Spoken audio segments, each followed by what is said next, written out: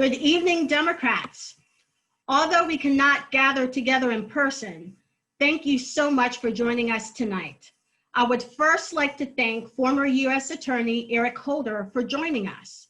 I would also like to thank all of our co-hosts and sponsors, many who are with us tonight, for not only supporting tonight's event, but for always supporting the Democratic Party here in Dauphin County on a regular basis.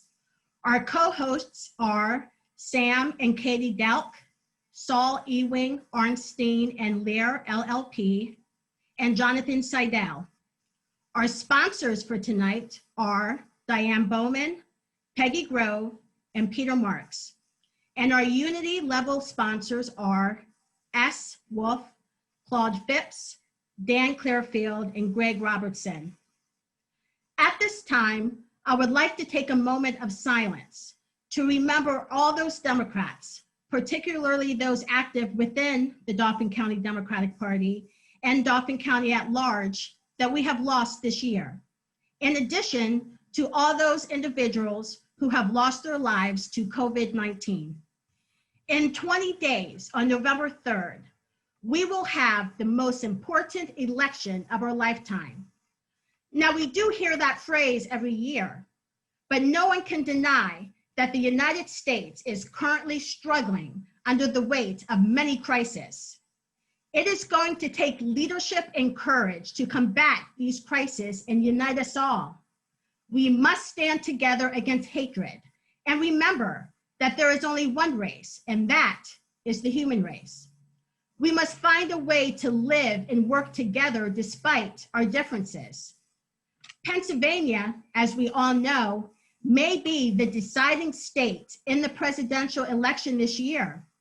Not only could we decide the presidential election, but we have some extremely competitive congressional races, in addition to state Senate and state House seats that, if won, could flip the control of the Pennsylvania state legislature.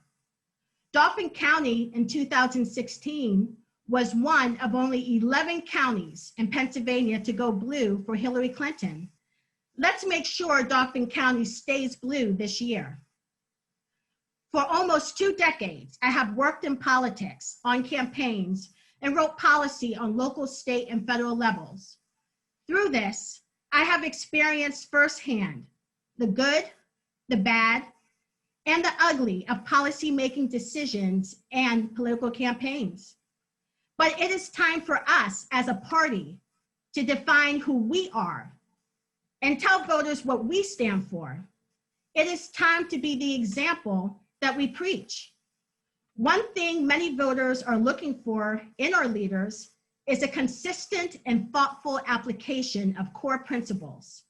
It is my opinion that such an approach strengthens policy positions, and most Americans would have less distrust even if they do not agree with a particular policy position.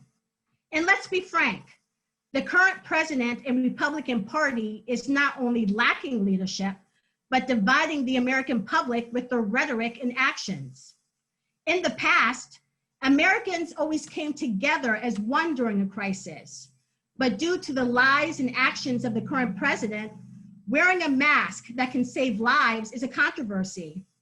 Peaceful protesters who refuse to be treated less than their worth are continuously ignored and disregarded. Our country is at a crossroads. People are scared and hurting. They are worried about their families, their neighbors, friends, themselves, and especially the future. Tonight's theme is "Let your vote be your voice," which is our county party slogan, because America can only be great if Americans exercise their constitutional right to vote. So whether you're scared, dismayed, or energized by the current political climate, it is time to move beyond emotion and into action. Remember this, activism and change begins at the ballot box.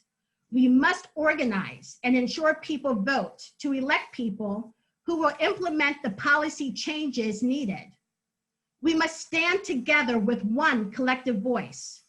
Not only will we start the possibility of change, But that is also how we hold our elected officials accountable and remind them that they work for us, not the other way around. Then and only then will we get the change we all want and deserve.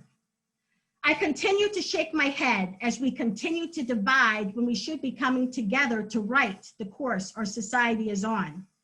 We must remember that Trump-like behavior is all around us.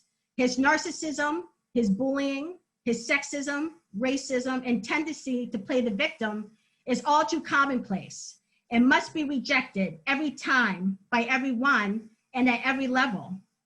Democrats must also address these same behaviors within our own party, which draws attention away from the real horror shows and keeps voters from voting.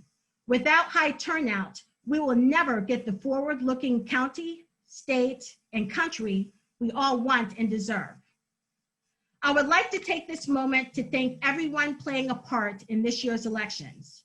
Whether you're organizing, mobilizing, donating, volunteering, or standing up to run for office, thank you for not getting tired, and most importantly, pushing through when you are, because right now is when the fruits of all that work are going to start paying off.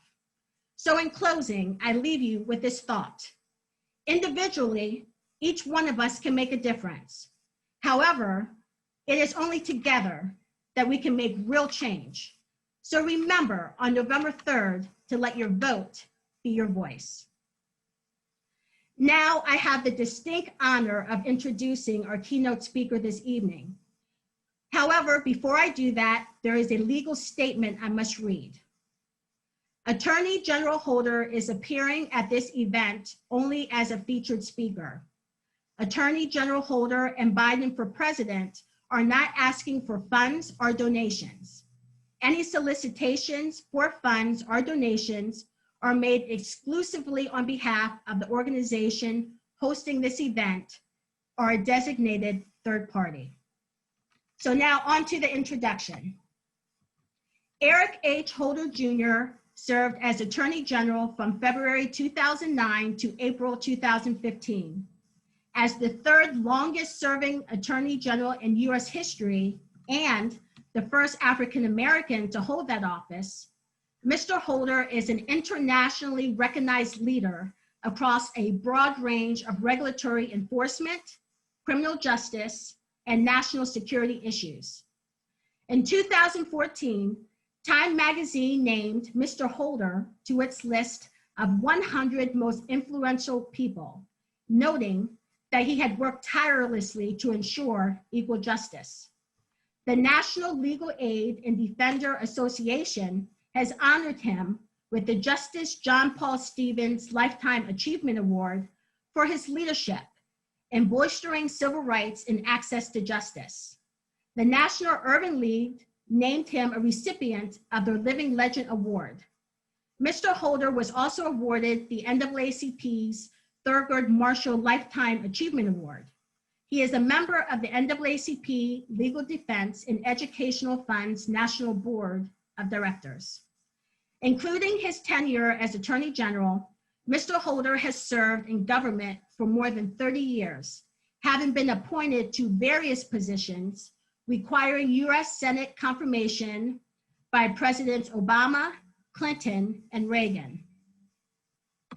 Under Mr. Holder's leadership, civil rights, including voting rights, were a top priority at the Justice Department. Mr. Holder vigorously defended voting rights, including the enforcement of the Voting Rights Act of 1965.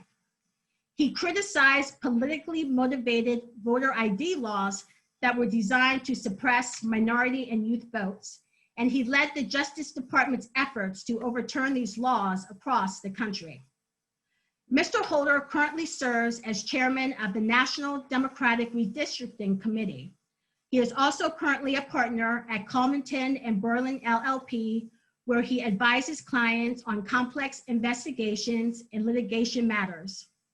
Ladies and gentlemen, I give you this year's Chairman's Award honoree for public service to tonight's keynote speaker, U.S. Attorney Eric Holder.